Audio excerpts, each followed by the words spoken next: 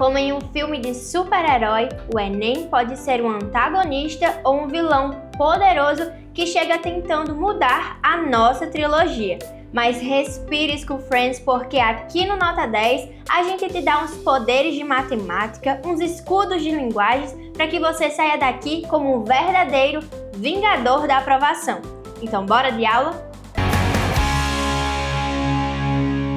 E aí galerinha, professor Lucas Martins de volta para dar continuidade no nosso estudo de Física para o Enem, aqui no nosso programa Nota 10, tá bom? TCM Nota 10. Vamos lá. Pessoal, lembrando, na última aula nós começamos a estudar a parte de termologia.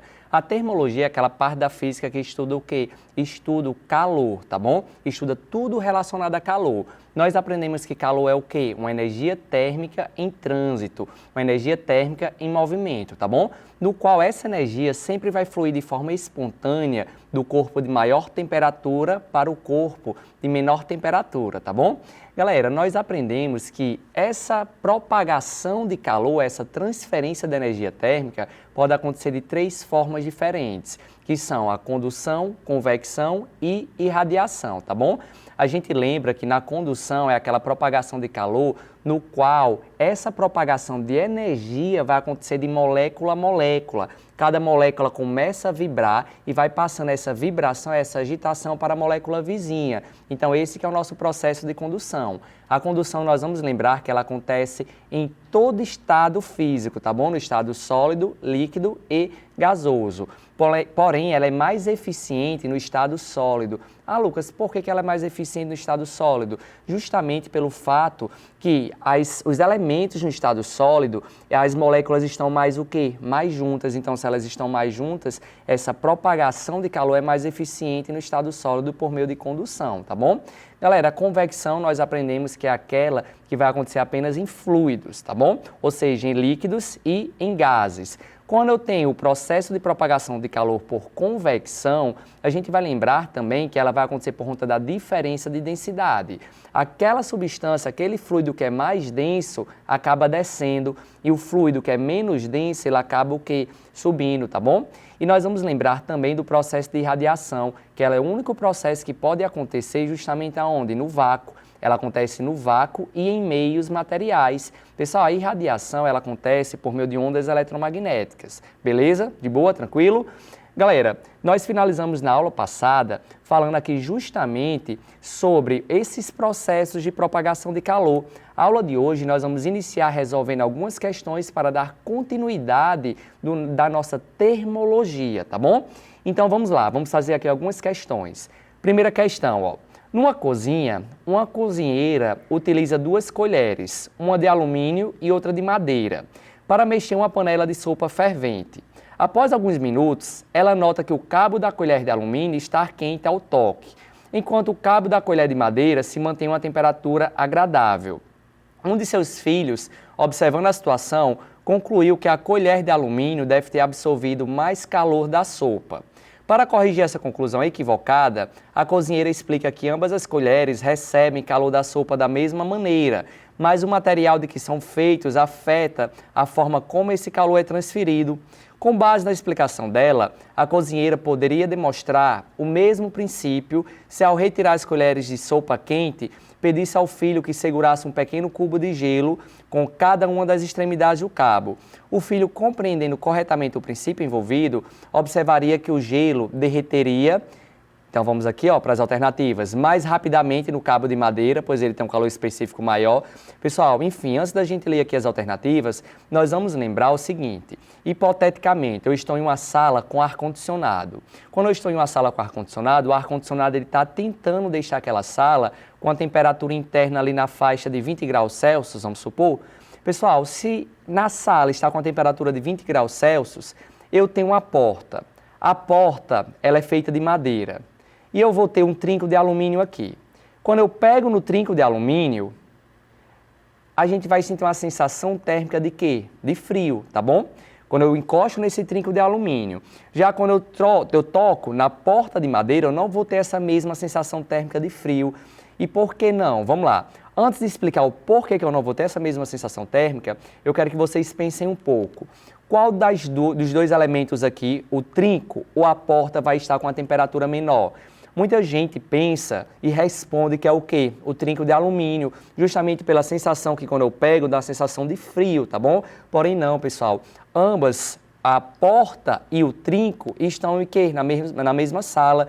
Se eles estão na mesma sala, então a temperatura dos dois vai ser o quê? O mesmo. O probleminha aqui é que a porta e o trinco são feitos de quê? De materiais diferentes. Se eles são feitos de materiais diferentes, então nós vamos lembrar que na condução tem um grupo de materiais que ele transfere esse calor mais rapidamente e geralmente são os materiais metálicos, tá bom? Os materiais metálicos, eles têm uma condutibilidade térmica maior, tá bom? Então a condutibilidade térmica aqui, ó, do alumínio é maior do que a condutibilidade térmica da madeira, tranquilo? Pessoal, quando essa condutibilidade térmica do alumínio é maior, o que é que vai acontecer? Pessoal, o que acontece? Quanto maior a condutibilidade térmica, maior vai ser o fluxo de calor. Então, quando eu estou com a minha mão a uma temperatura média de 35 graus Celsius, eu encosto na porta de madeira e no trinco de alumínio. Ambas estão com a mesma temperatura, tá bom? 20 graus Celsius, tanto a porta de madeira como o trinco de alumínio. Quando eu encosto a mão, que está a 35, 36 graus Celsius, a gente sabe que tem uma diferença de temperatura entre a minha mão e a porta e o trinco. Então, o que é que vai acontecer? Nós vamos lembrar que quando eu tenho diferença de temperatura, vai fluir energia térmica do corpo de maior temperatura para o de menor, tá bom? Então, o que acontece é que a minha mão vai começar a perder energia térmica tanto para a porta como para o alumínio. O probleminha aqui vai ser o seguinte: a condutibilidade térmica do alumínio é o quê? Maior do que a condutibilidade térmica da madeira. Se a condutibilidade térmica do alumínio é maior, então eu acabo perdendo calor mais rapidamente quando eu encosto no trinco de alumínio, tá bom? Ou seja, o fluxo de calor no alumínio é maior. Se o fluxo de calor é maior, então eu acabo perdendo calor mais rapidamente. Se eu acabo perdendo calor mais rapidamente no trinco de alumínio, então eu vou ter uma sensação térmica de frio mais rápido do que quando eu encosto na porta de madeira, tá bom? Pessoal, do mesmo jeito que perde calor mais rapidamente, ele também vai o quê? Receber, vai absorver calor mais rapidamente. Então vamos entender aqui o seguinte, ó. A mãe, a cozinheira aqui, diz o quê, ó? Ela diz que o filho, compreendendo corretamente o princípio físico envolvido, vai observar o quê? Ela vai mandar o filho dela colocar o quê? Um pequeno cubo de gelo em cada uma das extremidades, tanto na extremidade do cabo de madeira como no cabo de alumínio.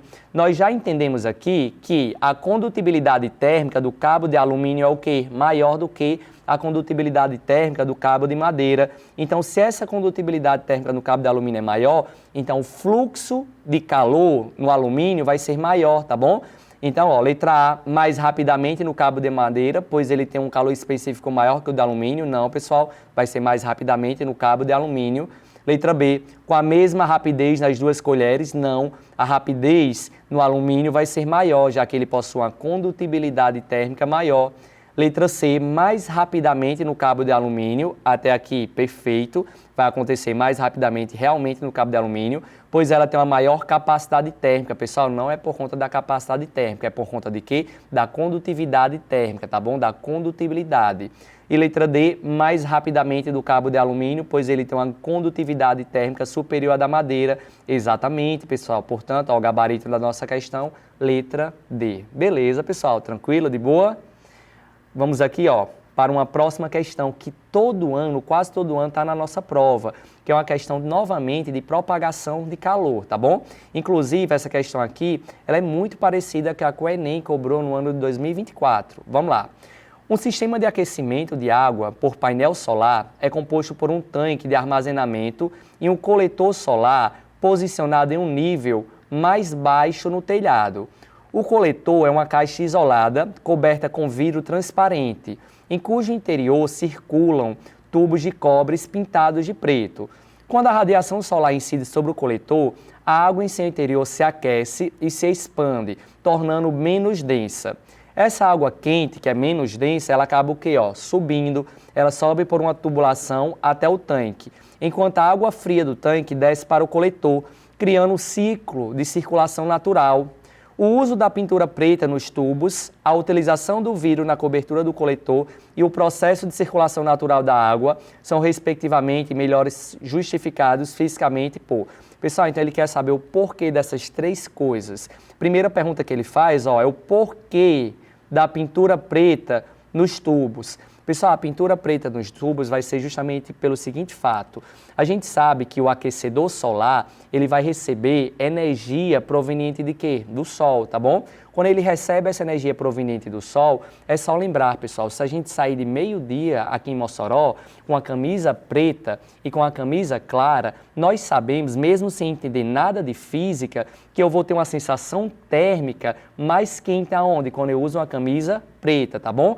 Ah, Lucas, não sei nada de física, isso acontece por quê? Pessoal, nós temos que lembrar que cores pretas, elas vão absorver mais calor, tá bom? Elas absorvem uma maior quantidade de energia térmica. Então é por isso que se eu quero ter um aquecedor solar em casa, é ideal que esse aquecedor solar ele absorva a maior quantidade de energia térmica, a maior quantidade de energia solar. Então é por isso que é ideal que a gente pinte esses tubos da cor preta, tá bom? Justamente para absorver mais calor. Então, o motivo dessa pintura preta nos tubos é justamente para aumentar a taxa de absorção desses raios do sol, tá bom? Ou seja, aumentar a irradiação, tranquilo? Então, a resposta pode ser o quê? Letra C ou letra E, beleza? Galera, o segundo fenômeno aqui, o porquê que a gente utiliza vidro na cobertura do coletor. Galera, vidro ele é um material transparente, tá bom? Mas eu falo já do vidro. Eu vou primeiro aqui responder o terceiro motivo, que é o porquê que essa água ela vai circular. Galera, a água, quando ela esquenta, nós vamos lembrar da aula passada que quando o corpo ele esquenta, quando ele recebe energia térmica, o que é que vai acontecer com as moléculas? Elas ficam mais agitadas. Quando essas moléculas ficam mais agitadas, elas não querem ficar uma molécula perto da outra. Então essas moléculas acabam o quê? Elas estão tão energéticas de um jeito, estão tão agitadas, que elas acabam se afastando uma das outras, tá bom? Pessoal, quando essas moléculas da água se afastam uma das outras, o que é que acontece com o volume de água? O volume de água aumenta. Aí nós vamos lembrar que a densidade vai ser o quê? A massa sobre o volume. Se o volume de água aumenta, nós percebemos aqui que volume e densidade são grandezas o quê? Inversamente proporcionais. Então, se o volume aumenta, a densidade faz o quê? Diminui. Então, a água, quando ela fica mais quente, ela acaba ficando menos o quê? Menos densa. Quando ela fica menos densa, ela acaba subindo, tá bom? E a água, quando ela não está tão quente, quando ela está fria, o volume é menor. Se o volume é menor, a densidade dessa água fria é o quê? Maior. Então, a água fria acaba descendo. Pessoal, é exatamente por isso que o ar-condicionado fica na parte de cima, tá bom? A gente vai lembrar também da aula passada que o objetivo do ar-condicionado é o quê? É jogar ar frio para dentro de um ambiente? Não. O objetivo do ar-condicionado é retirar o ar quente de dentro dessa sala. E para ele retirar o ar quente, ele vai ficar onde? Na parte de cima ou na parte de baixo? É só lembrar, ar quente, moléculas mais agitadas. Moléculas mais agitadas, o volume fica maior. Se o volume fica maior, a densidade do ar quente é o quê? Menor. Se a densidade do ar quente é menor, então esse ar quente ele acaba subindo. Quando ele sobe, ele fica perto do aparelho de ar-condicionado. Então, esse aparelho de ar-condicionado acaba retirando esse ar quente e joga para a parte de fora. Porém, quando ele retira esse ar quente de dentro da sala, a gente vai lembrar que parte desse ar quente ele consegue resfriar. Aí ele joga de volta para dentro da sala na forma de ar frio e o que ele não conseguiu resfriar, ele joga para a parte externa da sala. É por isso que naquelas máquinas externas do ar-condicionado, que fica na parte de fora, lá uma região que fica o quê? Quente, que é justamente o calor que ele pegou aqui de dentro, tá bom? Tranquilo? Aí lembre, quando ele pega esse ar quente de dentro da sala, a sala ela é composta de quê? De vapor d'água, tá bom? Então, quando o ar-condicionado retira esse vapor d'água de dentro de uma sala, de dentro de um ambiente, esse ambiente ele vai ficar mais o quê? Mais seco, tá bom? Então, se ele está retirando o vapor d'água, quando ele joga esse ar quente para fora, parte dessa água que estava na forma de gás aqui dentro da sala, ela vai virar o quê? Líquido. É por isso que o ar-condicionado, a parte de fora, tem uma mangueirinha, que é justamente para derramar essa água que estava no estado gasoso dentro da sala e quando vai para fora, entra para o estado líquido e acaba derramando lá fora, tá bom? Então aqui é o mesmo fenômeno que está acontecendo nesse aquecedor solar. A água mais quente aumenta seu volume, fica menos densa, ela acaba subindo. Então o motivo dessa circulação de água é justamente por conta do processo de convecção, tá bom? Então, pessoal, a resposta continua sendo ainda letra C ou letra E. Agora, vamos entender o porquê que a gente utiliza o vidro nesses painéis solares. Galera, o vidro ele vai funcionar aqui como se fosse uma estufa, tá bom? Igual aquelas estufas de planta, certo? Onde tem planta, aquelas estufas são feitas de materiais transparentes, geralmente vidro. E por que é feita de vidro? Galera, é feita de vidro pelo seguinte fato: o vidro ele não tem uma capacidade de liberar muito bem certos comprimentos de ondas. Que comprimentos de ondas são esses, Lucas? Vamos lá. Galera, a gente sabe que eu estou recebendo aqui, radiação solar. Quando eu recebo radiação solar, estou recebendo aqui vários espectros. Dentro deles nós temos o ultravioleta e o infravermelho. Então aqui, vou destacar o ultravioleta, certo? Pessoal, o ultravioleta, nós vamos lembrar que ele tem uma alta frequência e um baixo comprimento de onda, tá bom? Então, o ultravioleta aqui, ela acaba entrando, tranquilo? Aí vamos supor, aqui tem uma planta. Essa planta, esses objetos que tem aqui, quando ele recebe esse ultravioleta, eles acabam excitando as suas moléculas. Quando excitam suas moléculas, então ele começa a liberar radiação. E que radiação vai ser essa? Vai ser justamente uma radiação relacionada a calor, que é o infravermelho. Então ele vai começar a liberar aqui infravermelho, tá bom?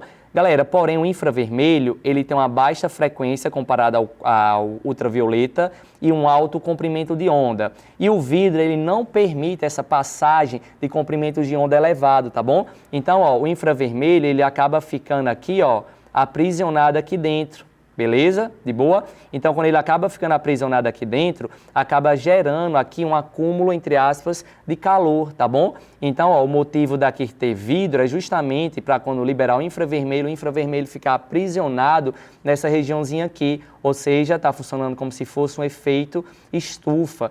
Galera, esse fenômeno acontece aqui também, por exemplo, em carros. Se eu deixar um carro em Mossoró de meio-dia, com vidro sem película, o que é que está acontecendo? O vidro sem película, ele vai permitir a entrada de quê? Do ultravioleta. Quando ele permite a entrada desse ultravioleta, esse ultravioleta ele vai entrar em contato com o banco, vai entrar em contato com as partes de plástico de um carro e quando entra, ele vai fazer com que esses materiais acabem liberando o quê?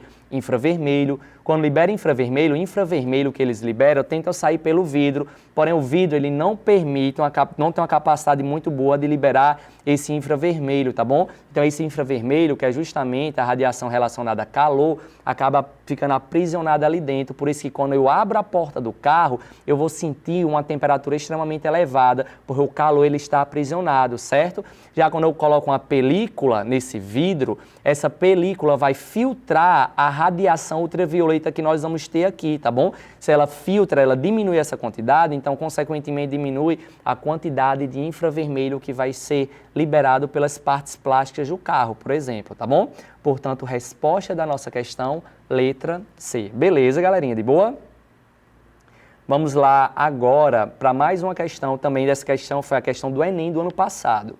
Pessoal, aquecedores solares são equipamentos utilizados para o aquecimento de água pelo calor do sol. São compostos por coletores solares, nos quais ocorre o aquecimento da água, e por um reservatório térmico, em que é armazenada água quente para ser utilizada posteriormente. A figura ilustra esquematicamente como funciona esse equipamento. O processo pelo qual ocorre transferência do calor dos coletores solares para o reservatório térmico é... Pessoal, o coletor solar é isso aqui, tá bom? Se o coletor solar é esse, o reservatório térmico vai ser esse aqui. A gente percebe que esse coletor solar, ele está recebendo a radiação solar. Ele recebe a radiação solar justamente por meio de qual processo? Por meio da irradiação. Ah, Lucas, resposta letra D, então, né? Marcou, errou. Pessoal, tomem cuidado com o que ele quer. Ele não quer saber qual vai ser a propagação de calor do Sol para o coletor, tá bom? O que ele quer é a propagação de calor do coletor para o reservatório térmico. Então, muita gente, ano passado, nessa questão, errou porque interpretou que ele queria do sol para o coletor, mas não é do sol para o coletor, é do coletor para o reservatório térmico. Pessoal, perceba que a água fria desce aqui para o coletor. Quando essa água fria desce para o coletor, essa água fria ela acaba recebendo energia térmica. Quando ela recebe essa energia térmica, as moléculas delas vão ficar mais o quê? Mais agitadas. Quando as moléculas ficam mais agitadas, o que é que acontece com o volume? Aumenta. Quando esse volume aumenta, então a densidade faz o quê? A densidade diminui. Então o que acontece com essa água fria, quando ela esquenta aqui, o volume dela vai aumentar. Consequentemente, a densidade diminui. Se a densidade diminui, então essa água que antes era fria, agora esquentou, ela fica menos densa. Quando ela está menos densa, então ela acaba subindo, tá bom? Então essa água quente, sobe aqui, tá bom? Então a transferência de calor do coletor para o reservatório é justamente por meio da convecção. Portanto, resposta da nossa questão, letra E. Beleza, pessoal? Tranquilo? Galera, última questãozinha aqui para finalizar essa primeira parte da nossa aula, essa parte sobre propagação de calor. Vamos lá, deixa eu só ver se tem pronto uma imagenzinha aqui, ó. Galera, essa questão aqui já caíram várias vezes no Enem. Vamos lá. Em um experimento foram utilizadas 2 garrafas PET, uma pintada de branco e outra de preto, acopladas cada uma a um termômetro. No ponto médio da distância entre as garrafas, foi mantida acesa durante alguns minutos uma lâmpada incandescente. Em seguida, a lâmpada foi desligada. Durante o experimento, foram monitoradas as temperaturas das garrafas. Aí o primeiro processo aqui, enquanto a lâmpada permaneceu acesa e depois foi monitorado após a lâmpada ser desligada e atingir o equilíbrio térmico com o ambiente.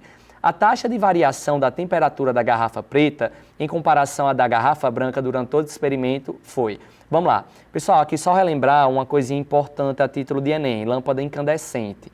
Nós vamos lembrar que essa lâmpada incandescente é uma lâmpada que antigamente ela era muito utilizada. Hoje em dia ela não é tão utilizada, tá bom? Por que ela não é tão utilizada? Porque a lâmpada incandescente ela funciona por meio do efeito Joule. E o que é esse efeito Joule? A lâmpada incandescente ele tem um filamento de tungstênio. Esse filamento de tungstênio vai passar por ele uma corrente elétrica. Quando essa corrente elétrica passa por esse filamento, ela acaba esquentando, ela acaba funcionando como uma resistência, tá bom?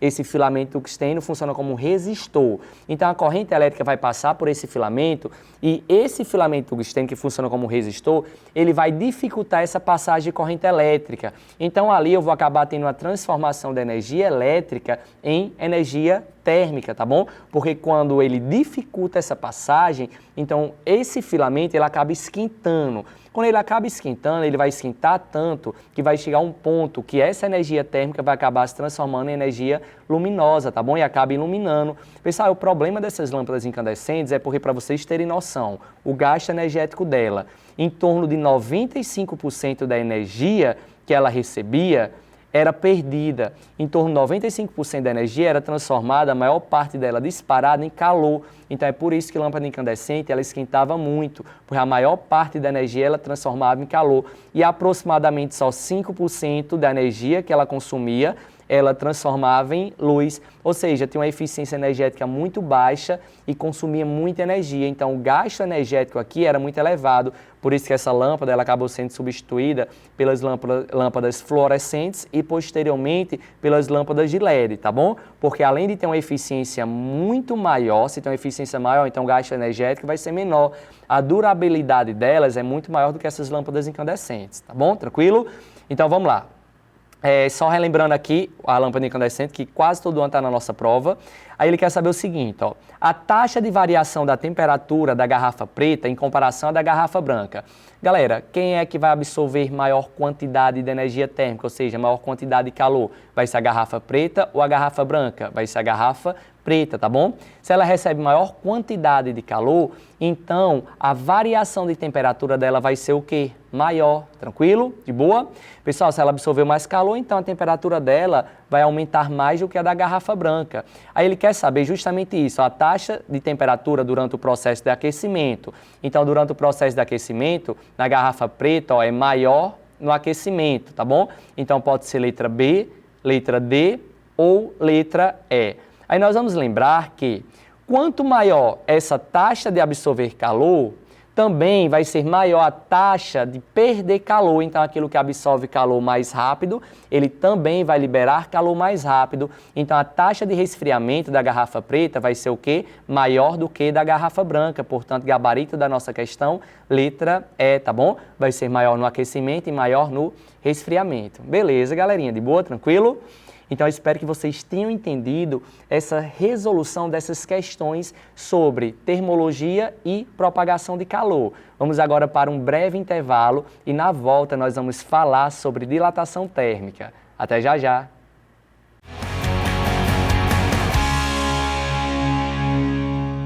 E aí, galerinha? Estamos de volta para dar continuidade aqui do nosso estudo de termologia, tá bom? Galera, dessa vez nós vamos falar agora sobre dilatação e contração térmica.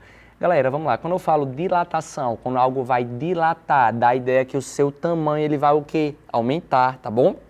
E a contração térmica é o processo contrário. A contração é quando o objeto, o corpo, ele vai diminuir o seu tamanho, tá bom? Então, nós temos a dilatação e a contração térmica. Então, ó, como eu tinha falado para vocês, a dilatação vai ser o aumento das dimensões de um corpo, tá bom? E esse aumento acontece justamente quando eu tenho o quê? O aumento de temperatura. Ah, Lucas, mas por que que isso acontece? Vamos lá, pensar mais um pouco. Galera, quando eu tenho dois corpos de temperaturas diferentes, a gente sabe que se tem temperaturas diferentes, então vai sair energia térmica de um corpo de maior temperatura para o de menor temperatura, certo? Aquele corpo de menor temperatura, quando ele recebe energia térmica, as moléculas deles ficam mais o quê? Mais agitadas. Quando as moléculas dele ficam mais agitadas, elas ficam mais energéticas. Quando elas ficam mais energéticas, então o que é que essas moléculas acabam fazendo? Elas não querem ficar juntas uma da outra, então o seu volume vai acabar aumentando, tá bom? Então, ó, se o volume aumenta, nós sabemos que densidade é igual a massa sobre volume. Então, ó, o volume, ou seja, o tamanho dele acaba aumentando. Então, esse objeto, ele acaba sofrendo o fenômeno de dilatação, tá bom? Já a contração é o contrário. A contração é quando esse corpo ele acaba perdendo energia térmica. Quando ele perde energia térmica, então a temperatura dele diminui. Se a temperatura dele diminui, então as moléculas ficam menos agitadas, ficam menos energéticas. Se elas ficam menos energéticas, então não tem a necessidade delas ficarem afastadas, então elas acabam se aproximando. Quando elas acabam se aproximando, o seu tamanho, seu volume acaba o quê? Diminuindo, tá bom? Então a contração térmica, ao contrário da dilatação térmica, ocorre uma diminuição das dimensões, certo? Ou seja, uma diminuição do seu tamanho. Isso acontece sempre quando o corpo tem uma diminuição da temperatura, beleza? De boa? Galera, quase todos os corpos, quase todas as substâncias, quando ela aumenta a temperatura, ou seja, quando ele sofre um aquecimento, então o corpo dilata. Já quando ele diminui a sua temperatura, ou seja, quando sofre um resfriamento, então o corpo contrai. Esse é o comportamento normal. Porém, tem algumas substâncias que funcionam de maneira ao contrária, tá bom? Tem algumas substâncias que quando o corpo sofre aquecimento, então em vez de ele dilatar, ele vai contrair, certo? Ah, Lucas, eu preciso saber todas essas substâncias que têm um comportamento anormal. Galera, a gente só precisa saber, nós só somos obrigados a saber o comportamento anômalo da água, certo? Então, ó, algumas poucas substâncias têm um comportamento anormal e não segue essa regra. Nós somos obrigados a saber apenas o comportamento anômalo da água. Ah, Lucas, como é que funciona esse comportamento anômalo? Vamos lá, mais uma vez. A gente sabe que sempre quando eu tenho aumento da temperatura, o corpo está sofrendo o quê? Um aquecimento. Quando ele sofre um aquecimento, as moléculas ficam mais agitadas. Quando elas ficam mais agitadas, mais energéticas, então elas acabam afastando uma das outras. Quando elas afastam uma das outras, então o seu volume aumenta. Se seu volume aumenta, então o corpo ele sofre dilatação, tá bom? Já se o corpo diminui a sua temperatura, é porque está sofrendo um resfriamento. Se ele sofre um resfriamento, as moléculas ficam menos energéticas. Se elas ficam menos energéticas, então ocorre uma diminuição do volume. Se o volume diminui, então nós vamos ter uma contração. Esse que é o comportamento normal. Porém, tem algumas substâncias, como eu mencionei, a água, elas têm um comportamento anormal, funciona de maneira contrária. Quando ele sofre um aumento de temperatura, sofre aquecimento, porém, em vez de o volume aumentar, o volume diminui, tá bom? Beleza? Então, pessoal, a água ela vai funcionar dessa maneira. Ah, Lucas, é para toda faixa de temperatura que a água vai funcionar ao contrário? Não, pessoal, é só para uma faixa de temperatura específica. Galera, ó, de 0 até 4 graus Celsius. De 0 até 4 graus Celsius, o que é que vai acontecer? Nós vamos ter, ó, 0 graus Celsius para 4, a temperatura está aumentando. Se ocorre um aumento de temperatura, então esse corpo está sofrendo o quê? Um aquecimento. Se ele sofre um aquecimento, a gente lembra que na maior parte das substâncias normais, quando o corpo sofre aquecimento, as moléculas ficam mais agitadas, mais energéticas, então seu volume aumenta. Quando seu volume aumenta, as moléculas fazem com que esse corpo sofra o quê? Uma dilatação. Porém, a água, nessa faixa de temperatura, não vai sofrer uma dilatação, sofre o quê? Uma contração, tá bom? E quando ela está indo de 4 para 0 graus Celsius, eu estou tendo o quê aqui, ó? Uma diminuição de temperatura. Se eu tenho uma diminuição de temperatura, teoricamente, quando um corpo diminui a sua temperatura, as moléculas ficam menos agitadas. Ou seja, se elas ficam menos agitadas, elas ficam mais próximas uma das outras. Então, se elas ficam mais próximas das outras, teoricamente, era para, durante esse resfriamento, o corpo sofrer o quê? Uma contração. Porém, a água, nessa faixa de temperatura, sofre o quê? Uma dilatação, tá bom? Ela tem um comportamento anormal, exatamente nessas faixas de temperatura. É por isso, é graças a esse comportamento anormal em que a gente consegue ter, por exemplo, lagos que congelam apenas na sua superfície e na sua parte interna não congela. É por conta desse comportamento aqui, ó, anormal da água, beleza? Ah, Lucas, tem alguma outra aplicação do dia a dia que eu consigo visualizar isso? Tem sim, pessoal.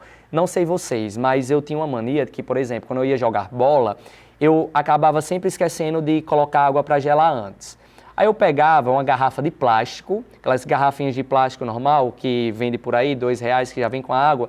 Pessoal, eu pegava aquelas garrafinhas de plástico, enchia de água e colocava no congelador enquanto eu trocava de roupa, enquanto eu pegava os tênis de jogar bola, enfim. Quando eu colocava lá, toda a vida acontecia o seguinte, eu esquecia de pegar de volta. Pessoal, eu enchia essa garrafa cheia de água.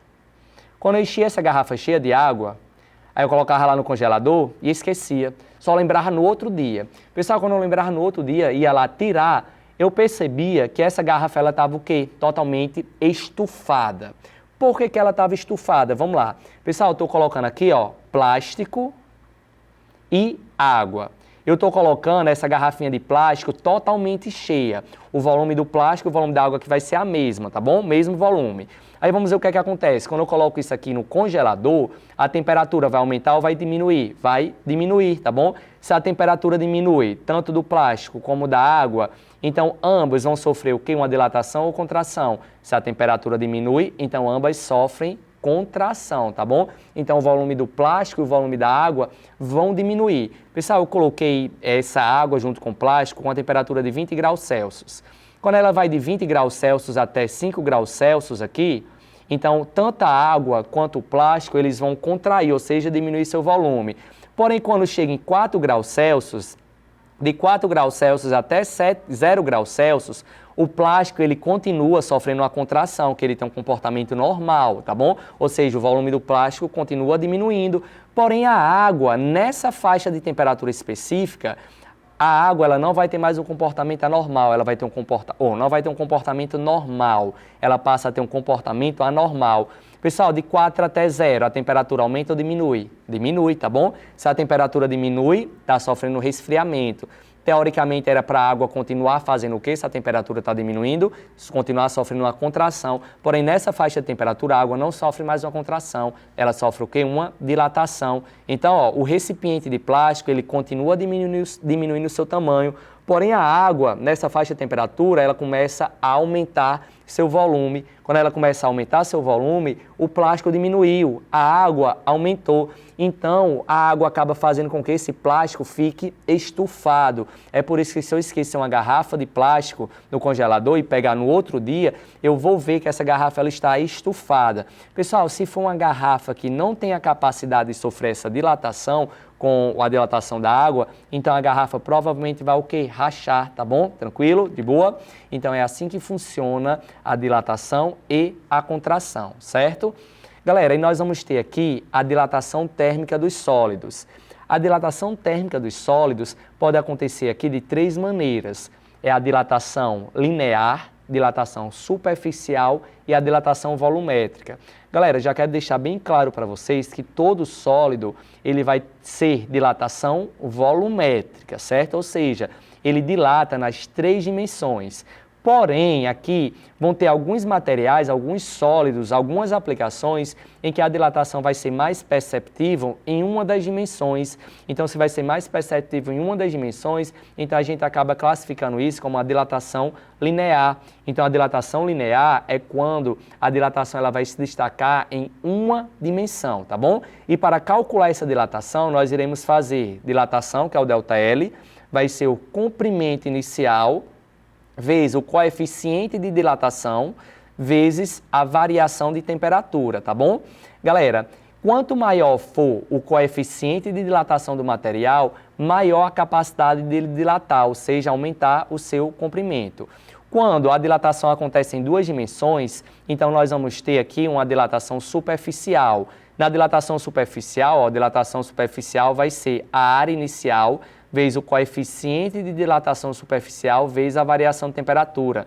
Lembrando, o coeficiente de dilatação superficial vai ser calculado fazendo 2α, ou seja, geralmente a questão fornece o coeficiente de dilatação linear.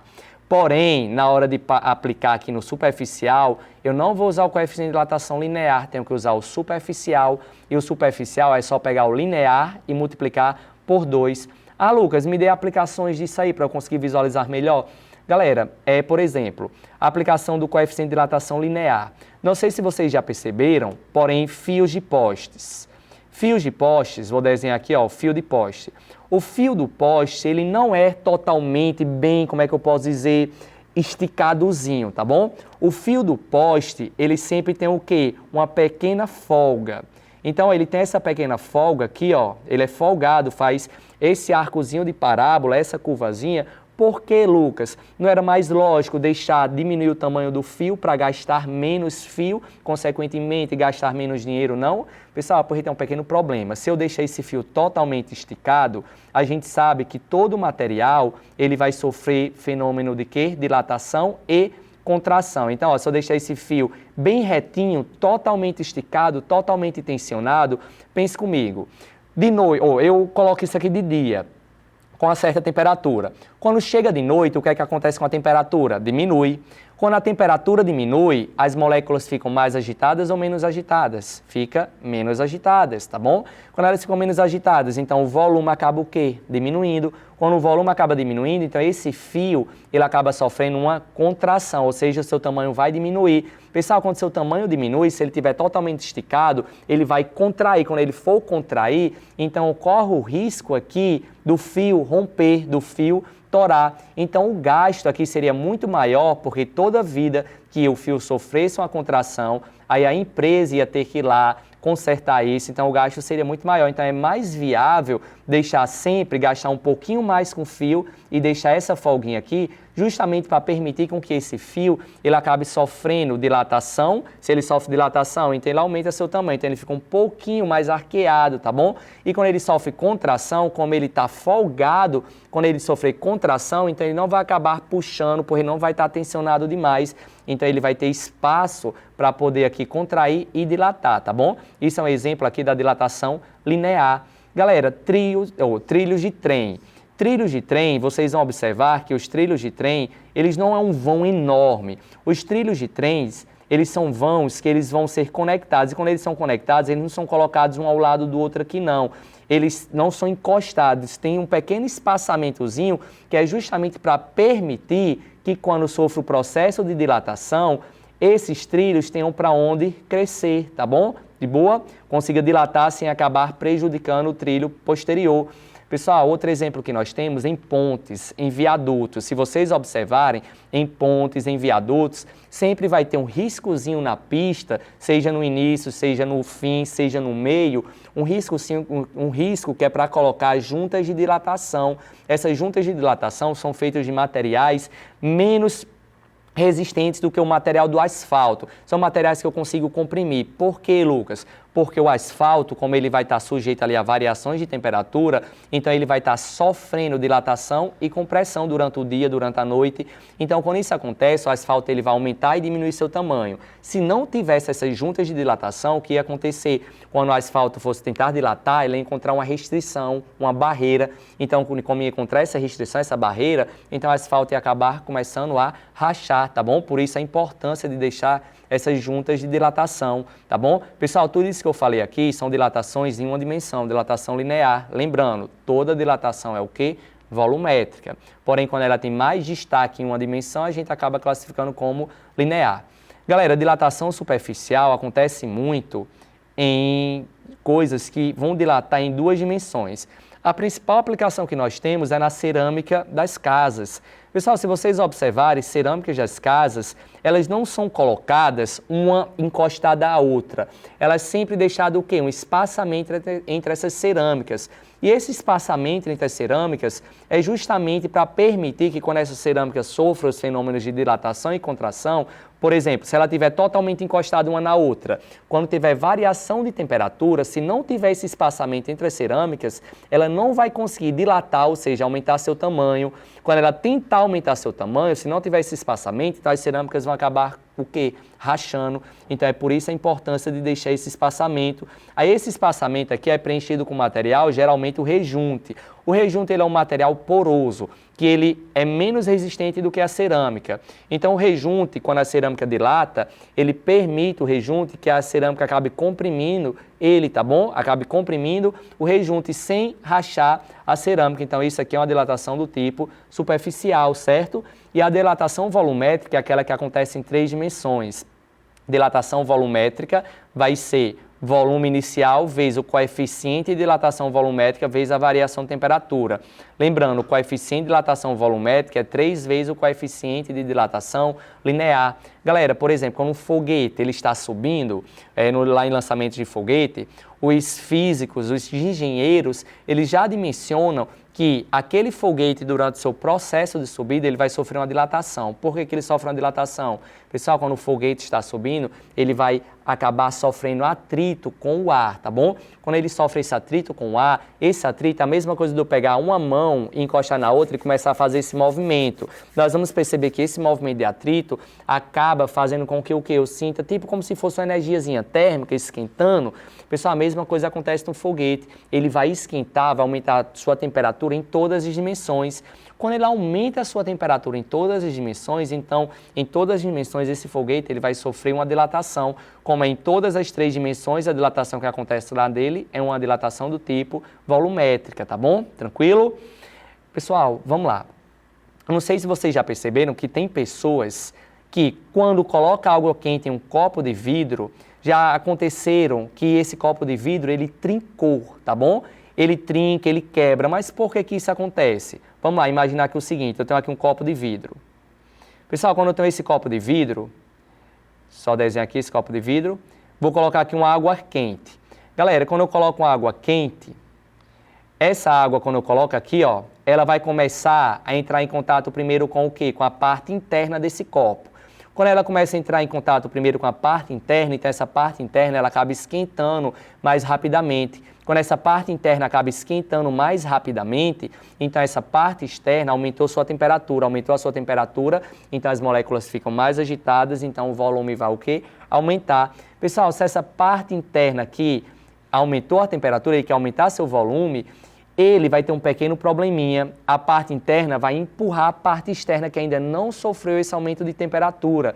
Então, quando ele empurra, ele não vai conseguir empurrar livremente, ele vai encontrar uma restrição, que é a parte externa do vidro. Quando ele encontra essa parte externa do vidro, então ele vai acabar rachando, vai acabar quebrando. É por isso que tem materiais de vidro, tem certos tipos de prato que a gente não pode colocar no micro-ondas, porque ele não vai ser resistente a essa dilatação térmica, tá bom? Quando ele sofrer um aumento de temperatura, esse prato ele vai logo o quê? Esquentar. Quando ele esquentar, ele vai sofrer uma dilatação. Quando ele sofre uma dilatação, então o prato de vidro vidro, o copo de vidro ele acaba espocando, tá bom? Acaba quebrando, tranquilo? Aí, pessoal, vamos supor, você tem na sua casa um copo de vidro que não é feito de material que é para resistir essa dilatação térmica, tá bom? Aí o que é que a gente pode fazer para evitar essa dilatação e evitar que esse copo quebre? É o ideal aqui, ó, fazer o seguinte. O ideal é colocar uma colherzinha e tentar evitar que essa água quente acabe atingindo diretamente o vidro. Aí, ó, eu vou derramar água aqui, ó, pela colher. Aí, quando eu derramar água pela colher, essa água ele já vai perder calor aqui para a própria colher. Então, a quantidade de energia térmica já vai diminuir. Aí, quando ele chega aqui, ele não vai ter um impacto tão grande quando ele é lançado diretamente no copo, tá bom? Então, ó, sem saber o porquê disso, algumas pessoas colocam uma colher de metal no copo. E quando colocam essa colher de metal no copo, elas derramam água quente sobre essa colher. Quando derrama água quente sobre essa colher, então essas pessoas conseguem diminuir o impacto desse aquecimento na determinada região do copo, evitando que ela sofra uma variação de temperatura brusca, que ela acabe sofrendo uma dilatação repentina e acabe quebrando esse copo, tá bom? Diminuindo esses impactos, tranquilo? De boa? Galera, tem um grupo de vidro que é chamado vidro Pirex, tá bom? Esses vidros especiais, que são os vidros que eu consigo colocar em micro-ondas, ele tem uma pequena adição de um elemento químico que acaba evitando que a dilatação desse material seja grande, tá bom? Nós vamos lembrar que dilatação linear, por exemplo, vai ser o quê? O comprimento inicial vezes o coeficiente de dilatação vezes a variação de temperatura. Galera, pense comigo. Quanto maior o coeficiente de dilatação térmica, maior vai ser o quê? A dilatação térmica, certo? Então, se eu quero um vidro que não dilate para não quebrar, é ideal que a dilatação seja alta ou baixa? Seja baixa. Pessoal, se a dilatação é baixa, a gente sabe ó, que o tamanho do vidro aqui é constante, é o mesmo. A variação de temperatura é a mesma. Então, é ideal que eu acabe fazendo o quê? Diminua esse coeficiente de dilatação térmica. E para diminuir esse coeficiente de dilatação térmica, tem certos tipos de vidro que são adicionados dele uma certa quantidade de boro. Quando eu adiciono essa quantidade de boro, então eu acabo diminuindo o coeficiente de dilatação. Quando eu diminuo esse coeficiente de dilatação, eu acabo fazendo com que tenha uma diminuição da dilatação térmica, tá bom? Então, tornando ele praticamente indilatável, certo? Ou seja, ele vai sofrer dilatação, Lucas? Vai, mas não tão grande do jeito que ele sofreria sem essa adição de boro, tá bom? Tranquilo? Fazendo com que esses pratos de vidro sejam mais resistentes. Beleza, pessoal? Galera, para finalizar essa parte da aula de dilatação térmica dos líquidos agora, nós vamos ter o seguinte. Eu tenho um recipiente. Esse recipiente ele está com uma certa quantidade de líquido aqui dentro. Eu vou esquentar esse recipiente. Pessoal, quando eu esquento esse recipiente, a gente sabe que quando eu esquentar ele, quem é que está em contato primeiro com o fogo? É justamente o quê? O recipiente. Então, esse recipiente ele vai sofrer o quê? Uma dilatação. Porém, o líquido ele também vai o quê? Sofrer uma dilatação. Então, pessoal, aqui eu vou ter duas dilatações. Eu vou ter a dilatação do líquido e a dilatação do sólido, que é o recipiente. Quando eu tenho isso, opa, deixa eu só voltar aqui. Quando eu tenho essa dilatação, então o que acontece aqui vai ser o seguinte. Vamos supor, o volume do recipiente é de exatamente 10 litros. O volume do líquido aqui, vou colocar aqui uma água, também vai ser de 10 litros. Ou seja, aqui está totalmente cheio de água, certo? Pessoal, quando eu começo a esquentar, esse recipiente ele passou agora a ficar com um volume de 12 litros, o volume do recipiente, certo? Pessoal, se o volume do recipiente ficou com 12 litros, o volume de água aqui dentro também ficou com quanto? 12 litros. Porém, pessoal, os líquidos eles dilatam mais do que os sólidos. Então, o que vai acontecer aqui, ó, é que a água vai dilatar mais do que o recipiente.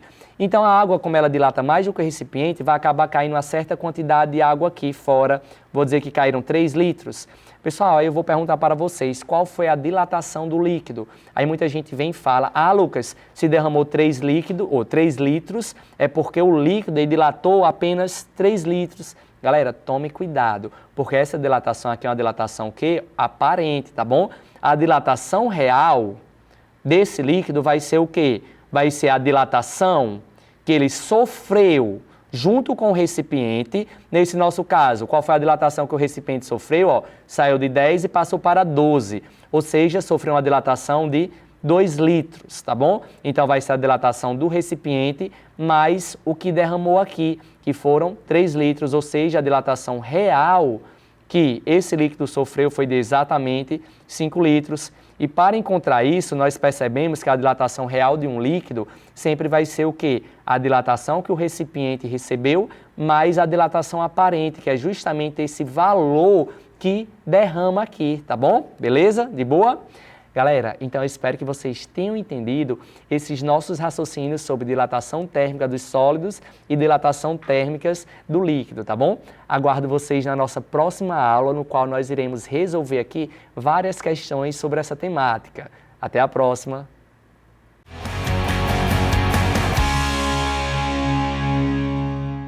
Quer saber como vai ser o final da nossa trilogia? Então preste atenção na nossa próxima aula. Oi pessoal, estamos de volta e retornaremos a partir de figuras de linguagem e metáfora. Lembram? Eu espero que sim, espero também que vocês tenham ficado aqui comigo, certo? Da primeira aula até aqui. Bom, na aula passada falamos sobre essa questão, né, das figuras de linguagens, que são bastante recorrentes na prova de linguagens do Enem. Na prova de língua portuguesa, né, com ênfase maior, e vem cobrando aí a metáfora cada vez mais. Paramos na questão, né, para discutir mais essa questão da metáfora, essa questão da teoria evolucionista, onde tem a imagem, né, que mostra a teoria evolucionista, focando também na questão da tecnologia. Então, o argumento, dei um tempinho já para vocês analisarem a charge, certo? O argumento presente na charge consiste em uma metáfora relativa à teoria evolucionista e ao desenvolvimento tecnológico. Considerando o contexto apresentado, verifica-se que o impacto tecnológico pode ocasionar. Vamos lá. O surgimento de um homem dependente de um novo modelo tecnológico, a mudança do homem em razão dos novos inventos que destroem sua realidade, C, a problemática social de grande exclusão digital a partir da interferência da máquina, D, a invenção de equipamentos que dificultam o trabalho do homem em sua esfera social, e aí, última, o retrocesso do desenvolvimento do homem em face da criação de ferramentas como lança-máquina e computador. Certo? Apliquem aí as diquinhas que foram dadas até aqui e, como sempre, ficarei na torcida para que vocês acertem a questão, né? Antes de mostrarmos o gabarito e respondermos aqui juntinhos, né? Para entender o porquê que é aquela questão e não outra. Já responderam? Galera, o gabarito seria: o surgimento de um homem depende de um novo modelo tecnológico, certo? Quando aqui nessa charge é mostrada essa teoria evolucionista, vocês até cheguei a comentar, né? Vocês percebem que o homem vai evoluindo e as ferramentas também vão evoluindo, né? A gente começa de nenhuma ferramenta até a questão da mais usada hoje em dia, que é o computador, né? Representando aí a tecnologia muito presente nessa sociedade contemporânea, né? É a geração tecnológica. Então, nós temos aí o surgimento de um homem depende de um novo modelo tecnológico. Por que não seria a B já, de ou a C, a D, a E? A B, a mudança do homem em razão dos novos inventos que destroem sua realidade. Quando a gente começa a ler a alternativa, a gente até consegue, né, fazer ali, fazer uma ligação do comando, do texto, que é a charge, a alternativa. Mas o final da alternativa faz com que até a gente taxe essa B como uma alternativa absurda. A mudança do homem em razão dos novos inventos que destroem sua realidade, né? Então, destroem sua realidade, os equipamentos não estão destruindo. A gente sabe dos perigos, né, da internet, do computador, né? Principalmente agora, né, trazendo aí um outro ponto com a questão da IA, muito em evidência, com a falta de regulamentação da IA. Então, a gente sabe que pode até causar algum tipo de perigo para a sociedade, mas não destrói a realidade do ser humano, né, nesse intuito aí que o comando está pedindo. A C, a problemática social de grande exclusão digital a partir da interferência da máquina.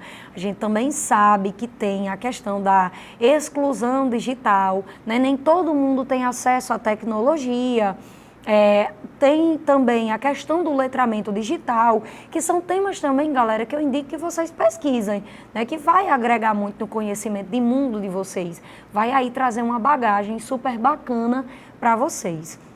Mas, lembrem-se, o comando pede o quê? O argumento presente na charge consiste em uma metáfora relativa à teoria evolucionista e ao desenvolvimento tecnológico. A metáfora, a comparação do homem de antes e o homem hoje, né? O ser humano ontem e hoje.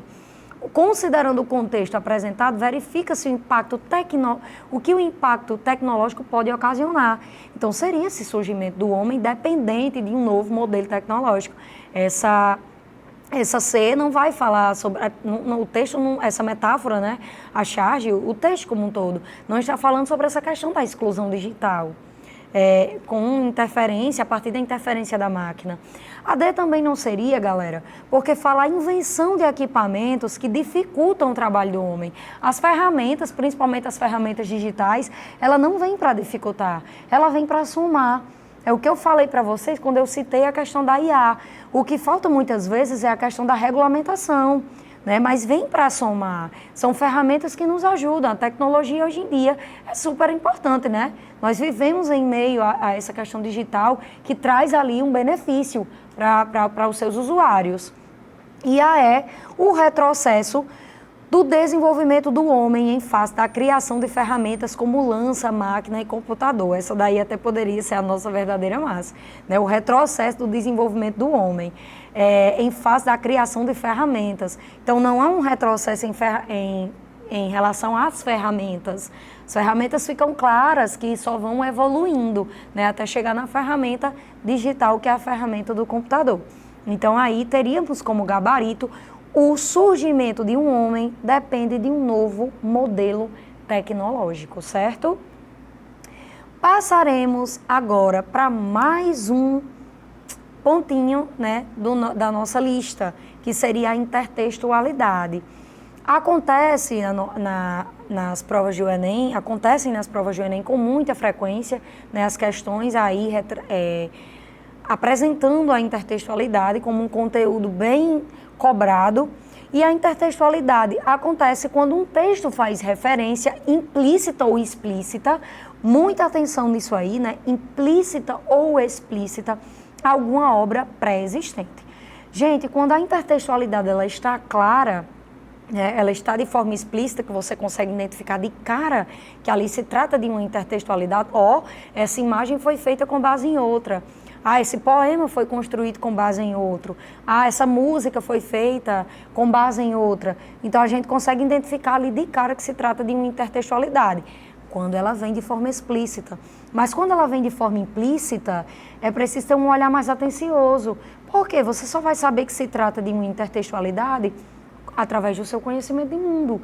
Por isso que é um tópico muito recorrente, né? Que eu estou falando desde a primeira aula, essa questão do conhecimento de mundo, de ter aí uma bagagem, né, sociocultural, para que também ajude vocês nessa questão da intertextualidade, né? Saber quando o texto se liga ao outro, quando ele estiver, com essa intertextualidade estiver de forma implícita.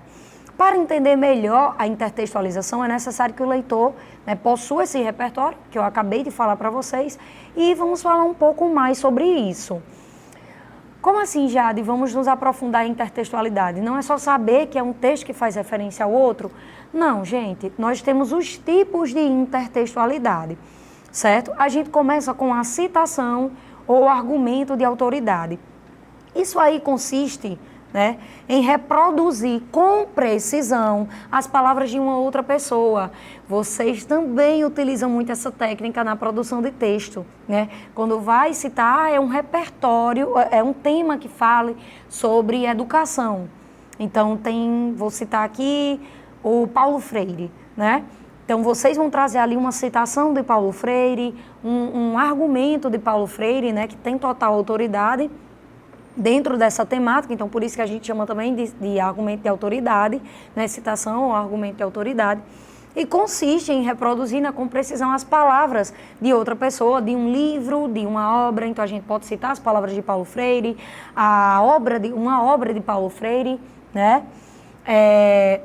Ela pode ser realizada de maneira direta ou indireta. A citação, ela vai ser direta quando eu transcrevo tal qual o que o autor falou no livro ou numa fala oral, certo? É tanto que se a citação for direta, ela deve vir entre aspas. E se a citação for indireta, eu posso fazer o que a gente chama de paráfrase, que é parafrasear o que outra pessoa falou. Pegar a ideia do que ela disse, mas utilizar com minhas palavras. Nesse caso, não precisa colocar a citação entre aspas, né?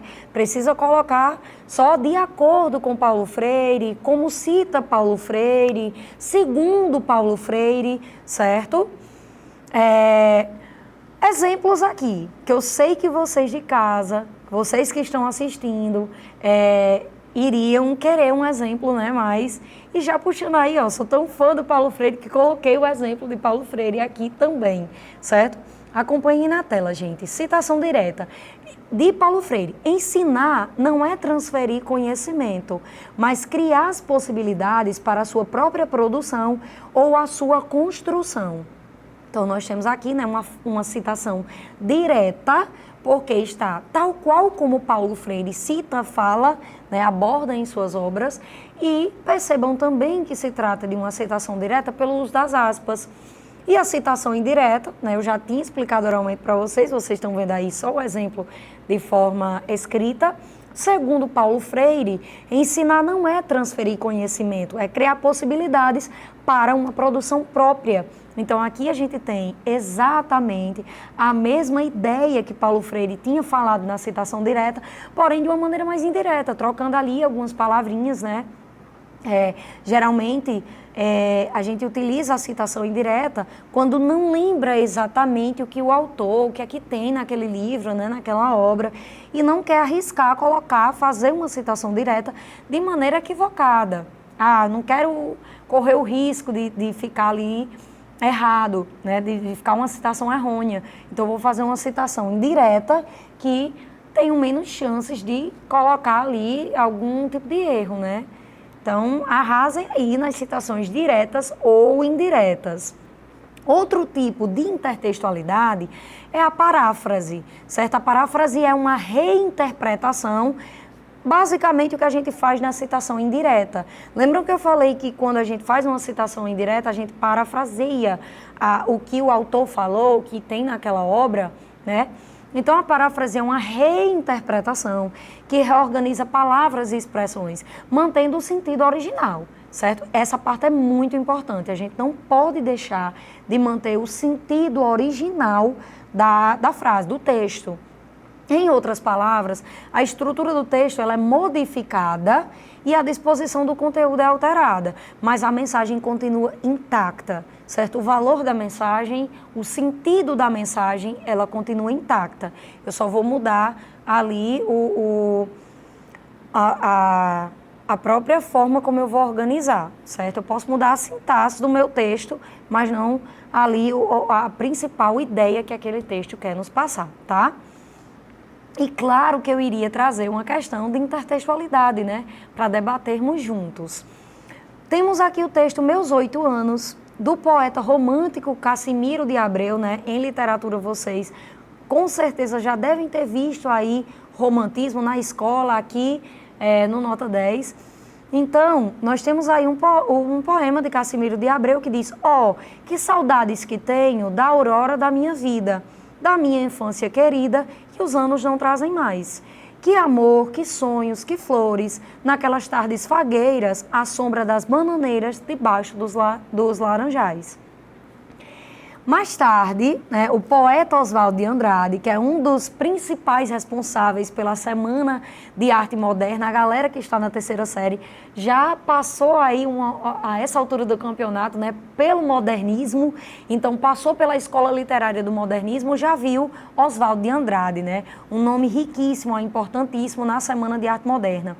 Ele fez uma paráfrase do poeta romântico, né? Fez uma paráfrase aí com o texto pioneiro de Cassimiro de Abreu.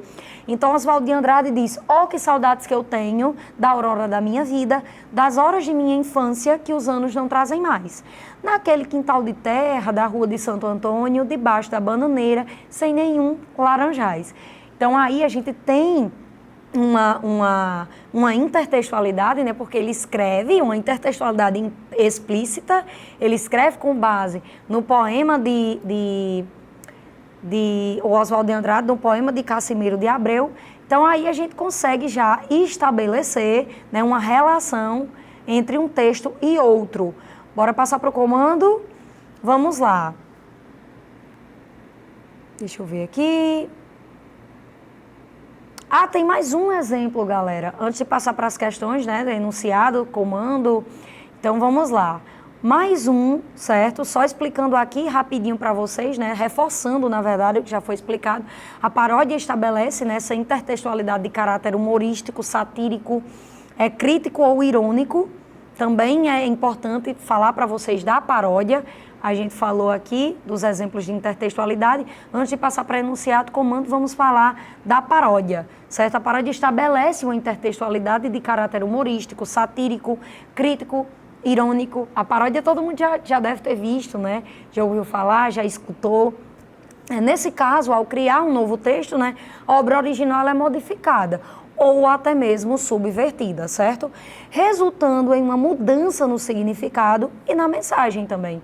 Ao contrário dos dois tipos mencionados anteriormente, né, que no caso foi só a intertextualidade. Quando Oswaldo de Andrade faz a intertextualidade do texto de Cassimiro de Abreu, ele não faz esse tom humorístico, esse tom satírico, nem muito menos crítico. Então ali é só a intertextualidade pura mesmo, certo? Não se trata de uma paródia, que é um outro tipo de intertextualidade. Não poderia deixar, né, de pular, deixar de explicar essa parte, não poderia pular essa parte. E tem também aí um trechinho, né, da obra Vou-me Embora para Passárgada, do poeta modernista, né, Manuel Bandeira, que vocês também, que já estão na terceira série, já devem ter visto o modernismo. Então, é um exemplo nós teremos um exemplo de paródia antes de passar de fato para a nossa questão. Estou ansiosa para a questão. Vou-me embora para Passárgada, aqui eu não sou feliz.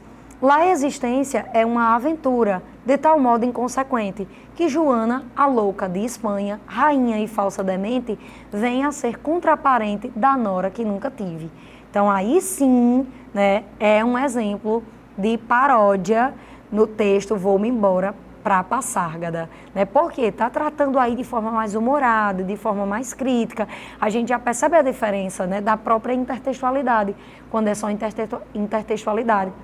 No caso dos textos de Oswaldo de Andrade e do Cassimiro. Então aqui, gente, temos uma paródia verbal, né, feita pelo escritor Milô Fernandes, que é da versão Vou-me embora para Passárgada. Vou-me embora de Passárgada, sou inimigo do rei, não tenho nada que eu quero, não tenho e nunca terei, vou-me embora de Passárgada, aqui não sou feliz. A existência é tão dura, as elites tão senis, que Joana, a louca da Espanha, ainda é mais coerente do que os donos do país. Então aqui a gente percebe nessa crítica, se lá no poema de Manuel Bandeira já tinha esse tom crítico, já tinha essa questão humorística, a paródia manteve isso, né? Mas isso é a intenção da paródia, tá? Então nós temos essa paródia desse poema, né, de Manuel Bandeira, então fica claro, aí ele manteve esse tom crítico, humorístico, sarcástico também, certo? Temos outro tipo de intertextualidade, que eu também não poderia deixar de pular, né? A epígrafe. Esse tipo de intertextualidade é muito conhecida por leitores, pois a epígrafe é aquele verso, né, que aparece, né, antes dos capítulos de livros e são citações de outros livros.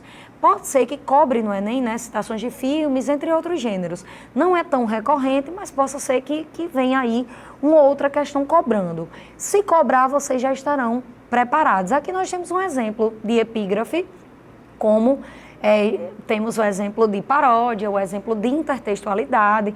Então aqui tem não importa o que aconteça, continue a nadar, que é uma referência, né? Por isso que está dentro do assunto de intertextualidade. É uma referência ao filme Procurando Nemo. Então aqui nós temos esse exemplo de epígrafe. E agora sim, galera, passando para a questão, né, para o nosso enunciado e para o nosso comando da questão de intertextualidade. Então, nós aqui temos um quadro, é uma referência a um quadro, né, já de cara.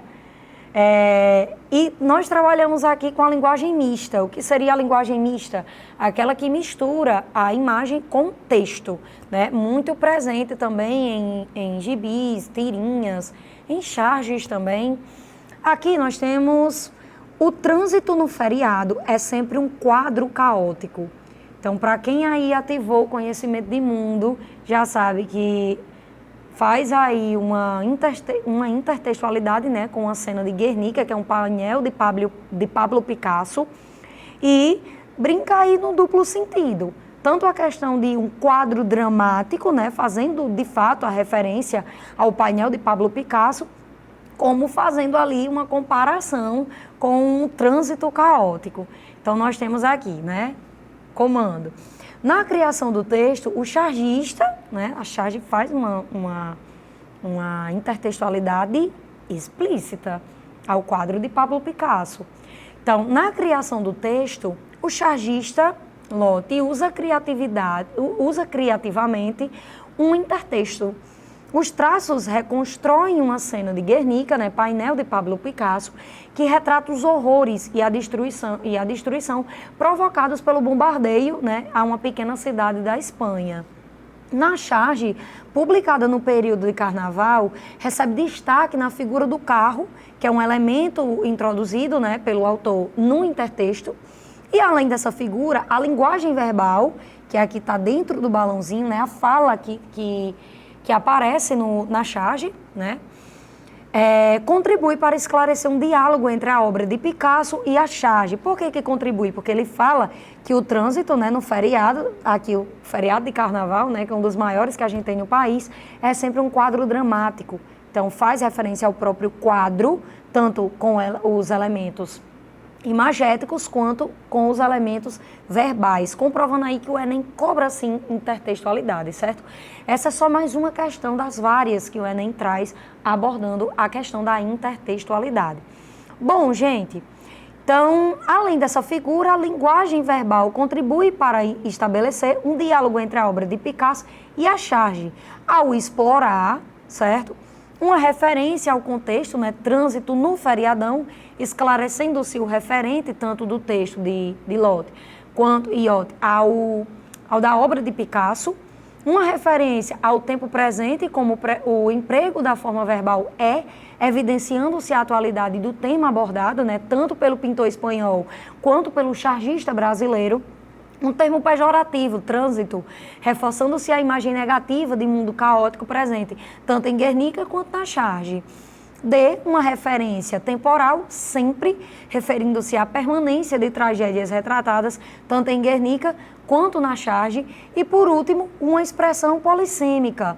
Quadro dramático remete-se tanto à obra pictórica quanto ao contexto do trânsito brasileiro. E aí, galera, já deu para responder e acertar essa questão sobre intertextualidade? Eu espero que sim, certo? O nosso gabarito é a alternativa E. Eu até tinha dado um spoiler para vocês, né? Quando a gente foi analisar o nosso enunciado, que no caso é um enunciado imagético, reforçando que o Enem não tem ali uma preferência por gêneros, né? Sempre cai notícia, charge, quadrinhos. Então aqui a gente tem de cara essa expressão polissêmica, esse duplo sentido. Eu até dei um spoiler para vocês, né, dizendo que trabalhava a polissemia, trabalha essa questão do duplo sentido. Então, quadro dramático remete-se à obra pictórica, ou seja, a própria pintura de Pablo Picasso, como ao contexto do trânsito, né, por ser um quadro realmente dramático, trânsito em véspera de feriado no Brasil. Certo? As outras alternativas, elas, quando a gente percebe que tem essa polissemia, esse duplo sentido, ela acaba não fazendo mais sentido nenhum para o candidato, né, para o leitor. Galera, é isso. Eu espero encontrar vocês no próximo bloco, né, na próxima aula, que vem muita dica ainda para vocês, muita resolução de questões e vai ajudar vocês com certeza na prova do Enem. Tchau e até mais!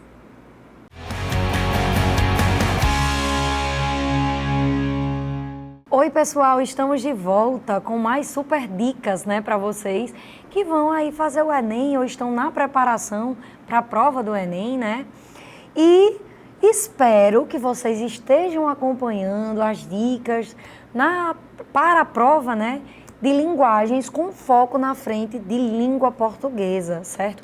Já vimos aí dicas relacionadas a figuras de linguagem, já vimos dicas relacionadas a gêneros, a tipologias, a compreender e interpretar, né, a interpretação de texto. Então, você que perdeu aí alguma aula, volta aí e nos acompanhem, certo? Porque são super dicas que vai ajudar vocês.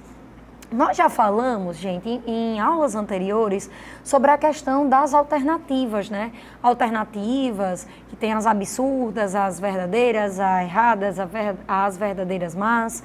Mas nós não falamos da própria estrutura da prova de linguagens no Enem, que é algo muito importante, certo? Para vocês, principalmente vocês que vão fazer o Enem pela primeira vez, né? Tanto valendo como o Enem com treineiros. Vocês das primeiras séries, né?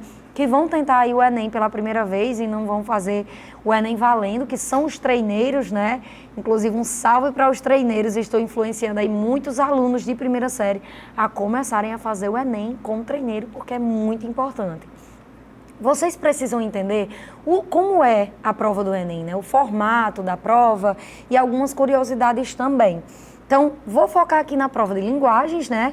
E vocês já pegam aí algumas dicas que servem também para outras áreas. Prova de linguagem, gente, códigos e redação do Enem apresenta de linguagens, né? De linguagens, 45 questões de múltipla escolha e uma proposta de redação. Então, as 5 primeiras questões, elas são de língua estrangeira, certo? Inglês ou espanhol, né? Que vocês podem optar por inglês ou espanhol. E as 40 restantes de língua portuguesa. Literatura, artes, educação física e tecnologias da informação e comunicação. Então, vai cobrar aí questões envolvendo todas as áreas, que na escola não é diferente, né? São todas as áreas de linguagens na escola e também todas as áreas de linguagens na prova do Enem, certo? E o que é que o Enem espera do candidato na hora de responder às questões, né? Eu fiz aqui uma listinha, galera, que vai ajudar bastante vocês. Então, vamos começar por conseguir ter um entendimento amplo acerca do texto lido. Por isso que eu comecei com aquelas dicas de interpretação, né, e compreensão textual, compreender e interpretar, tá? Então, espero que vocês tenham um conhecimento amplo dos textos. Por isso que eu falei que vocês também poderiam levar essas dicas para outra área, para outras áreas, né, na verdade, porque não espera que tenha essa compreensão do texto lido só em linguagens, mas aqui o nosso foco vai ser em linguagens. O segundo ponto, possui conhecimentos linguísticos ou gramaticais. Então, possuir aí um conhecimento linguístico, de gramática também é importante. Aquela dica da variação linguística também é bem importante aqui nesse quesito, certo? Nesse segundo ponto. O nosso terceiro ponto, tem bom repertório para fazer relações extratextuais. Também trabalhamos em blocos anteriores essa questão da intertextualidade. 4, é capaz de perceber o contexto de produção do texto. Ligação com a nossa primeira aula, né? Compreender e interpretar um texto. Vamos lá, próxima. Conhece as especificidades de um texto literário. Vocês que estão aí arrasando na literatura, já é um ponto positivo também para se dar bem na prova de linguagens como um todo, né? Não só em língua portuguesa, não só em redação, mas em linguagens como um todo. Dispõe de noções estéticas para avaliar obras literárias. Está consciente da importância da educação física, está devidamente inserido na cultura digital, né? Apresenta capacidade crítica de interpretação. Gente, só uma ênfase para esse ponto, está consciente da importância da educação física, não só em termo conteudista, mas em relação à mente de vocês, certo? Corpo e mente. É importante que no dia da prova vocês estejam totalmente preparados, não só em relação aos conteúdos, mas em relação ao nervosismo. Eu sei que isso vai surgir de uma forma ou de outra, certo? Mas é possível trabalhar isso de uma maneira que essa questão não atrapalhem vocês na hora da prova, né? Às vezes a ansiedade fala mais alto, a mente fica ali um pouquinho conturbada na hora de responder as questões. Então tenham ciência desse ponto, né? Dessa questão, desse quesito. A gente fala muito de estudar, vou puxar aqui para a área de linguagens, né? Que é a minha área. A gente fala muito sobre estudar obras, agregar e ter um bom repertório, estudar língua portuguesa, variação linguística, gramática, estudar repertórios e técnicas textuais para a prova de redação, mas é importante também, no processo até chegar o dia da prova do Enem, trabalhar essa questão de corpo e mente, certo? Nem tudo é só conteúdo. O Enem não é só uma prova conteudista, é uma prova também que vai exigir até a própria questão física, né? Porque vocês vão passar várias horas fazendo ali um esforço mental e respondendo questões. Eu sei que vocês se preparam, né, vários anos, mas tenham também em mente essa questão da preparação psicológica, da preparação corporal, que vai ser bem importante para vocês, tá? E agora, tendo em mente, né, já o que é que o Enem vai esperar do candidato na hora de responder as questões, nada mais justo do que darmos início agora a uma listinha com questões reais do Enem, né, para praticarmos cada vez mais, né, saber se vocês estão aí na pegada que o Enem vem cobrando, na pegada de questão que o Enem vem cobrando. Os simulados escolares, né, vem cada vez mais dos cursinhos, vem cada vez mais cobrando ali questões que tenham essa formatação do Enem. Justamente para que vocês não sintam essa discrepância, que vocês não sintam esse impacto entre as questões que vocês estão exercendo nas escolas, nos cursinhos, e as questões das quais vocês vão se deparar lá no Enem, né, na prova do Enem. Então vamos lá, gente. Começando aí com a primeira, que diz: é fundamentalmente no Minho, norte de Portugal, que o cavaquinho aparece como instrumento tipicamente popular. Galera que gosta de pagode já fez aí uma intertextualidade. Ligado às formas essenciais da música característica dessa província. O cavaquinho minhoto tem escala rasa com o tampo, o que facilita a prática do rasqueado. O cavaquinho chega ao Brasil diretamente de Portugal, e o modelo brasileiro é maior do que a sua versão portuguesa, com uma caixa de ressonância mais funda. Semelhante ao cavaquinho minhoto, o machete ou machetinho madeirense é um pequeno cardófono de corda dedilhada, que faz parte da grande e diversificada família das violas de mão portuguesas. O ukulele, né, também bem famoso no Brasil, assim como o cavaquinho, tem a sua origem no século XIX, tendo como ancestrais, né, o braguinha ou machete e o rajão, instrumentos levados pelos madeirenses quando eles emigraram para o Havaí. Então temos a referência, né, do nosso texto, que eu até falei para vocês em outras aulas, que as referências muitas vezes nos dão uma contextualização melhor acerca do gênero e da tipologia daquele texto que está na questão. Bom, comando, galera. O conjunto dessas práticas musicais demonstra que os instrumentos mencionados no texto, vamos lá, refletem a dependência da utilização de matéria-prima europeia, adaptam suas características a cada cultura, assumindo nova identidade, comprova a hegemonia portuguesa na invenção de cardófonos dedilhados, ilustram processos de dominação cultural, evidenciando situações, né, de choque cultural, e mantém nomenclatura, ou seja, o nome, própria para garantir a fidelidade às formas originais de confecção. A gente vai aumentando aí os níveis um pouquinho aí das questões, né? Que é para vocês sentirem também que o Enem traz questões, né? Fáceis, medianas, difíceis.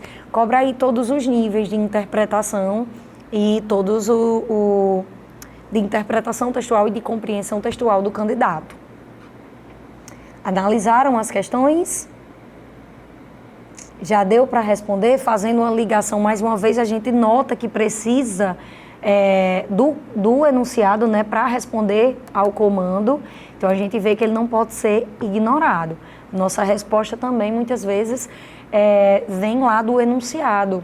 Já está no enunciado, né, muitas vezes de uma forma explícita, esperando só que vocês compreendam e interpretem, certo? O que vocês podem fazer, dando essa diquinha, enquanto vocês pensam aí nas alternativas, seria justamente olhar o comando, ver que o comando está cobrando e voltar para o enunciado já buscando o que o comando está pedindo, certo? E no comando, que é o que a gente já leu o enunciado, mas eu vou reforçar o comando. O conjunto dessas práticas musicais demonstra que os instrumentos mencionados no texto, vamos para o gabarito? Galera, B, adaptam suas características a cada cultura, assumindo uma nova identidade, certo? É uma questão que não está tão fácil aí, né? Se vocês, para a galera que é ligada a distratores do Enem, aos tipos de alternativas, vocês vão notar aí que não é uma questão tão fácil, né? Mas é uma questão que dá para responder, tendo atenção ao que é que o comando está pedindo. Logo no início do texto, a gente fala dos tipos de cavaquinho, né? E o cavaquinho minhoto, que tem escala rasa, com tampo, facilita a prática do rasqueado. O cavaquinho chega ao Brasil diretamente de Portugal e o modelo brasileiro é maior que a versão portuguesa, né, com a caixa de ressonância mais funda. Fala também da semelhança ao cavaquinho minhoto, né, o machete, ou machetinho madeirense, que é pequeno, então tem uns que são maiores, tem uns que são menores. Fala também do ukulele, né, e da sua origem no século XIX, com seus ancestrais. Então vai mudando o tipo de cavaquinho e, consequentemente, vai assumindo uma nova identidade, né? A cada cultura essas características vão se moldando, né? Tanto que quando o cavaquinho chega ao Brasil, ele já ganha uma nova formatação. E esse novo formato está totalmente ligado à questão cultural, certo? E isso está lá no início do texto, galera. Nem precisava ler, né, o enunciado na íntegra. Só com o recorte do enunciado a gente já conseguiria matar essa questão, certo? Adaptam suas características a cada cultura, né, assumindo a nova identidade. O cavaquinho daqui, do brasileiro, né? A galera que, mais uma vez, né, que está ligada ao samba, que está ligada ao pagode, consegue perceber. Tanto que dentro do próprio gênero musical, a formatação muda do cavaquinho para o banjo, né? Então, vocês conseguem identificar aí que essa mudança é totalmente cultural, né? E assume realmente uma nova identidade para o instrumento e, consequentemente, para aquela cultura, para aquele ritmo musical. Refletem a dependência da utilização da matéria-prima europeia. Essa não fica clara no texto, né? Que seria essa daí a nossa alternativa correta. C, comprova a hegemonia portuguesa na invenção de cardófones dedilhados. Cita bastante, né? Muita atenção, cita a questão da questão da hegemonia portuguesa, até de uma certa forma, porque fala, né, que é fundamentalmente no Minho norte de Portugal que o cavaquinho aparece como instrumento tipicamente popular. Então, possa ser que vocês criem aí uma dúvida em relação a essa C.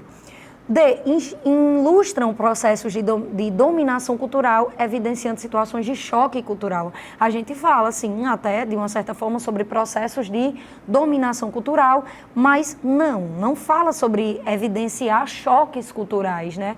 O cavaquinho muda de acordo com a cultura, mas não dá aquele choque cultural, né? Porque o instrumento, justamente o que fala na A, ele está, na B, perdão, que ele se adapta à nova cultura. Então, não é esse choque, ele está se adaptando. E A mantém nomenclatura própria para garantir a fidelidade às formas originais de confecção. Não seria, né? O nome ser mantido porque está sendo fidedigno aí a forma original de confeccionar o cavaquinho. Então, mais uma vez, o nosso gabarito seria a alternativa B. Ainda temos tempos de discutir mais uma questão, certo? E a questão traz aí, agora não mais, né, um texto na formatação da questão anterior, mas uma capa do filme, né? O filme Que Horas Ela Volta, filme riquíssimo, inclusive, em repertório sociocultural, né? Traz ali esse filme com Regina Casé, filme brilhante que vai trazer ali a narrativa da personagem Val, que é uma personagem que ela vai praticar o êxodo rural, né? Ela sai do interior do Nordeste, já dando um pouquinho de spoiler para quem não assistiu, né? Ou quem não tem tempo de assistir até o Enem. Ela pratica o êxodo rural, né? Ela sai do Nordeste e vai para São Paulo em busca de uma vida melhor. E lá, no desenrolar da narrativa, ela começa a acordar, né, para questões sociais que são colocadas em xeque ao longo do filme. Então já fica aí uma dica como repertório sociocultural, né? Tem vários eixos temáticos presentes no filme que dá para vocês aumentarem aí a bagagem cultural de vocês. Então vamos lá. Temos a capa do filme que diz Regina Casé traz o título do filme Que Horas Ela Volta. Passando aí, galera, tem o comando já, é uma questão sucinta, uma questão bem rápida. A frase título do filme, né, Que Horas Ela Volta, que inclusive é uma pergunta direta, reproduz uma variedade linguística. A gente trabalhou variação linguística. Variedade linguística recorrente na fala de muitos brasileiros. Essa estrutura caracteriza-se pela uso de uma marcação temporal, imprecisão do referente de pessoa, organização interrogativa da frase, utilização de um verbo de ação, apagamento de uma preposição. Essa daqui seria uma questão fácil, certo? Dentro da prova de linguagens do Enem. Vamos começar eliminando, né? Dessa vez vamos fazer diferente. Galera, organização interrogativa da frase. O símbolo de interrogação, né, o ponto de interrogação, já está aí sendo utilizado de uma maneira direta. A frase é interrogativa direta e não indireta. Então já fica claro isso aí. Imprecisão do referente de pessoa e uso de marcação temporal, né, não faz sentido para o que está sendo cobrado no comando. Utilização de um verbo de ação também seria uma recorrência na fala de muitos brasileiros que está de forma explícita lá no título? Não. Então seria apagamento de uma preposição. Mas já por que seria um apagamento de uma preposição? Não seria o correto Que Horas Ela Volta? Seria no contexto informal. Se eu for aplicar aqui, galera, a questão da linguagem formal, o título não poderia ser Que Horas Ela Volta, e sim A Que Horas Ela Volta, certo? Então aqui o título traz uma linguagem informal. Na norma culta não poderia ser Que Horas Ela Volta, né? Então seria esse apagamento de uma preposição. Então é uma questão mais gramatical. Então quando um aluno diz assim, o Enem cobra muito a interpretação de texto. Cobra, eu sei que a prova vem de uma forma prevalecendo aí a questão da interpretação, mas ainda cai gramática, certo? Nesse caso, por exemplo, seria uma questão de gramática, né? De uma gramática formal, informal. Sabendo disso aí, tendo esse estudo, tendo isso em mente, vocês já matariam a questão de cara, certo? Então prestem atenção que o Enem ainda cobra gramática, né? Não só na C5 da prova de produção textual, na prova da competência. Na C5 não, galera, perdão, na C1, né, na prova de produção de texto, então não cobra só na C1, mas vai cobrar também dentro das questões, que é o que a gente acabou de ver aqui, certo? Então seria o gabarito apagamento de uma preposição. Vamos lá, temos tempo para mais uma ainda nesse bloco. Uma das mais contundentes críticas do discurso de aptidão física relacionado à saúde está no caráter eminentemente individual de suas propostas, né? O que serve para obscurecer outros determinantes da saúde. Ou seja, costuma-se apresentar o indivíduo como um problema e a mudança do estilo de vida como a solução. Argumenta-se ainda que o movimento da aptidão física relacionada à saúde considera a existência de uma cultura homogênea na qual todos seriam livres para escolher seus estilos de vida, o que não condiz com a realidade. O fato é que vivemos numa sociedade dividida em classes sociais, na qual nem todas as pessoas têm condições econômicas para adotar um estilo de vida ativo e saudável. há desigualdades estruturais com raízes políticas, econômicas e sociais que dificultam a adoção desses estilos de vida, né? Então, ter uma vida saudável, o texto quis dizer, né, que não está relacionado a querer, muitas vezes é a poder mesmo, né? Nós temos uma questão de diferenças muito grande de classes, então isso está ligado totalmente também a essa questão da aptidão física, né, da questão relacionada à questão da saúde, que foi até uma questão que a gente trabalhou lá na nossa primeira aula, relacionada a essa ao fato de práticas corporais, né, e atividades físicas. Bom, com base no texto, a relação entre saúde e estilos de vida. Vamos lá, constrói a ideia de que a mudança individual, cuidado no spoiler, que eu já expliquei mais ou menos o texto para vocês, né? Constrói a ideia de que a mudança individual de hábitos promove a saúde. B. Considera a hegemonidade da escolha de hábitos saudáveis pelos indivíduos. C. Reforça a necessidade de solucionar os problemas de saúde da sociedade com a prática de exercícios. D. Problematiza a organização social e seu impacto na mudança de hábitos dos indivíduos. E reproduz a noção de que a melhoria da aptidão física pela prática de exercícios promove a saúde.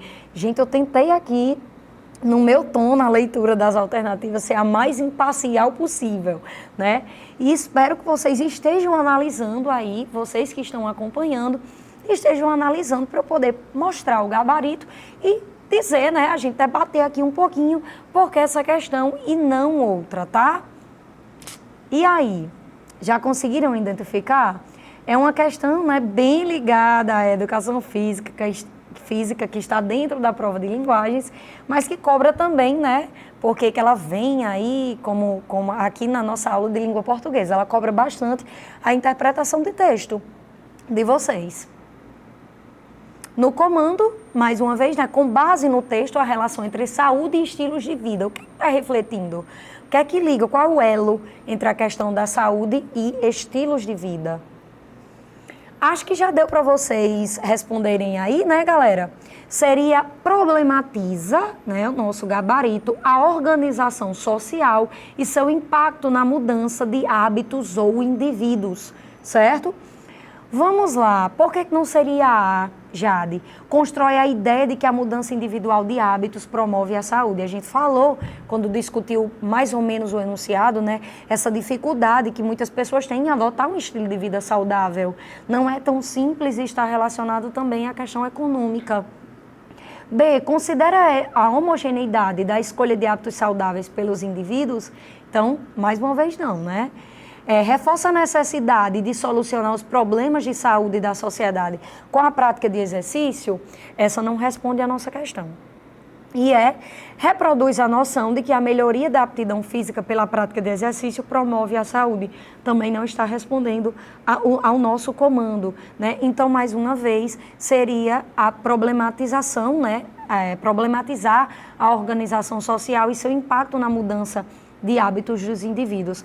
Essa problematização causaria mais efeito, né, e mais reflexão em relação à questão da organização social, né, e esse impacto que vai causar na mudança de vida, na mudança de hábitos dos indivíduos. Então, a gente já marcaria a D de cara, certo? Galera, eu espero vocês nas próximas aulas, espero que vocês fiquem aqui com a gente até o final, né, e acompanhem essas dicas para poder tornar o Enem uma prova mais fácil, mais humana, certo? Não coloquem na cabeça de vocês que o Enem é esse bicho de 7 cabeças, que nós estamos aqui para ajudar vocês em relação a isso.